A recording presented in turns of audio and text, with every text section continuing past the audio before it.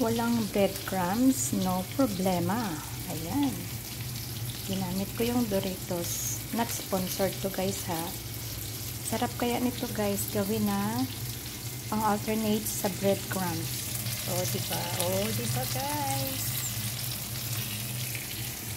Chicken scallop. Ayan. Ito lang gamit ko guys. Walang breadcrumbs. Sarap din to guys. Ayan.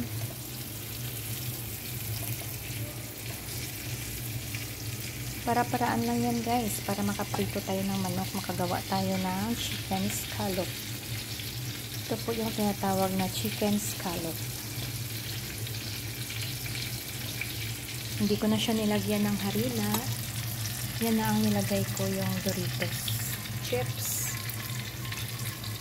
Diba? Double purpose po guys ang chips.